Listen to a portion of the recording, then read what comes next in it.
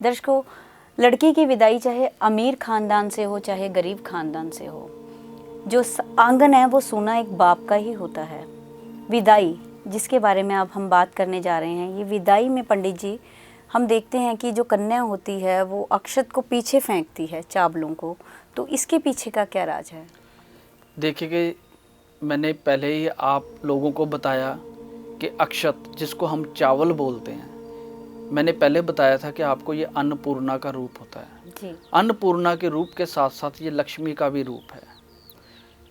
हमारे घर में जब भी बेटी जन्म लेती है हम उसे लक्ष्मी रूप में मानते हैं। जब बेटी हमारे घर में किसी और की आती है दुल्हन के रूप में, हम उसे भी लक्ष्मी का रूप मानते हैं। लगभग क्या है, हम अपने घर की स्त्री को अन्नपूर्णा भी मानते हैं और लक्ष्मी भी मानते हैं। तो जब विदाई होती है, जब बेटी अपने पिता के घर से विदाई होती है, जाती है, तो वो अक्षत इसलिए पीछे फेंकती है कि जो लक्ष्मी इस घर से जा रही है उस घर से लक्ष्मी कहीं पे ना जाए, अन्नपूर्णा का भंडार उस घर में लगा रहे और लक्ष्मी का भंडार भी उस घर में लगा रहे।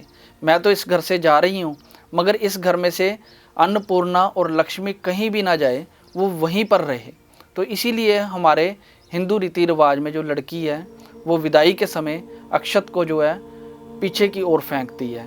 उसमें ज़्यादातर आपने देखा होगा कि भाई भी जो हैं पीछे खड़े होकर उन अक्षत को इकट्ठा करते हैं और अपने घर में रखते हैं जी। तो ये महत्व है मेन हमारे हिंदू धर्म के हिसाब से, अगर देखा जाए बहुत गूढ़ महत्व है, बड़ी गहराई है। उन गहराइयों में अगर हम उतरेंगे तो हमारे को बहुत कुछ पता लगेगा, बहुत कुछ हम समझ पाएंगे, बहुत कुछ आगे हम चल पाएंगे।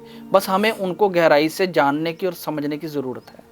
जी दर्शकों, पंडित जी ने बहुत ही खूब बताया कि विदाई के समय जो अक्षत हैं वो पीछे क्यों फेंके जाते हैं, कि लड़की जाते जाते ये दुआ करती है कि मेरे बाबुल के आंगन में सुख संपत्ति और खुशियां हमेशा के लिए बनी रहे। उम्मीद है आपको हमारा कार्यक्रम पसंद आया होगा।